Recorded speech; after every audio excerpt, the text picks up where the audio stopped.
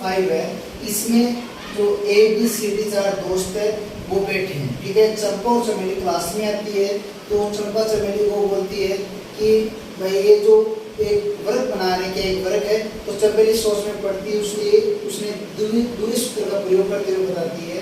तो अपन मानते हैं दो बिंदु के बीच की दूरी,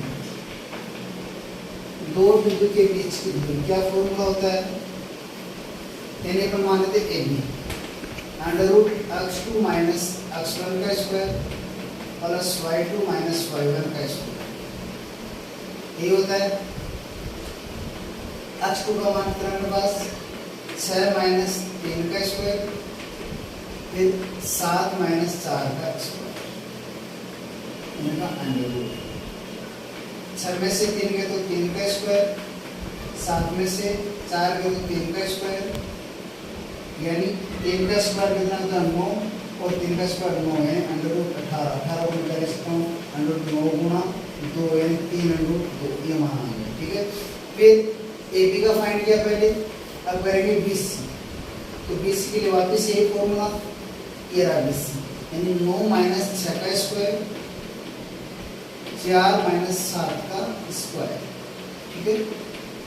9 में से 6 गए तो 3 का स्क्वायर, 4 प्लस के माइनस का 7 ज्यादा किसके माइनस के, कितने ज्यादा 3 का स्क्वायर, यानी वापस 3 का स्क्वायर 9, 3 का स्क्वायर 9 यानी √18, 18 9 गुणा 2 यानी 3√2। इसी प्रकार ए बी हो गया, बी सी हो गया, अब क्या करेंगे सी डी। फॉर्मूला भाई 6 - 9 का स्क्वायर प्लस 1 - 4 का स्क्वायर, 6 प्लस के माइनस के 9 ज्यादा किसके माइनस के, कितने ज्यादा 3 का स्क्वायर, 1 प्लस के माइनस के 4 ज्यादा किसके माइनस के, तो -3 का स्क्वायर, 3 का स्क्वायर 9, यहाँ पर भी 3 का स्क्वायर 9 यानी √18। 18 को मैं क्या लिखता हूँ 9 गुणा 2 यानी 3√2, ठीक है।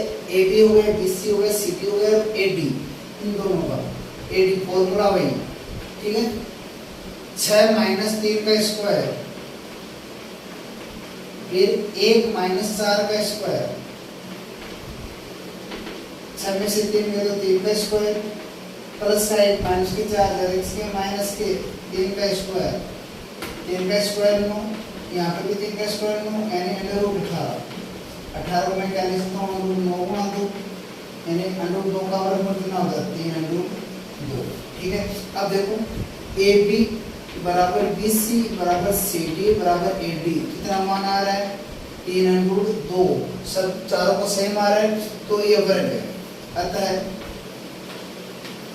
ये वर्ग है, यह एक वर्ग है। अब वर्ग के विकर्ण भी बराबर होते हैं आपस में, ये वर्ग होता है, ठीक है। अब अपने पास मैं मान लेता हूँ ये ए है, ये बी है, ये सी है, ये डी है। ए के निर्देशांक कितना है अपने पास, बिंदु ए बी देखो ये 3 4, बी के कितने थे 6 7, और सी के कितने थे 9 4, और डी के कितने थे 6 और 1। अब ये निर्देशांक आ गए, ए बी के बिंदु के बीच की दूरी आ गई, बी सी के आ गई, सी डी के आ गई, और ए डी के आ गई। अब जो ए सी है और ये बी डी, ये विकर्ण होते हैं, तो मैं मानता हूँ ए सी विकर्ण ए सी, ठीक है।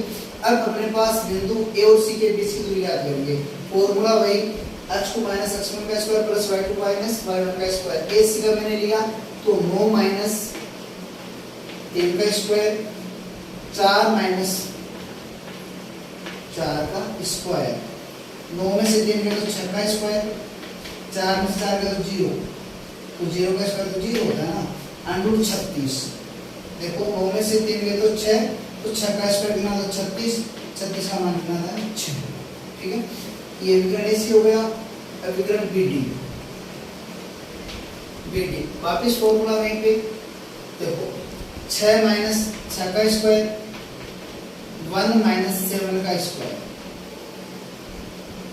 6 में से 6 गए तो 0 का स्क्वायर तो 0 होता है, 1 प्लस के माइनस के साथ ज्यादा है किसके माइनस के, तो -6 का स्क्वायर कितना होता है √36, 36 का मान कितना होता है 6।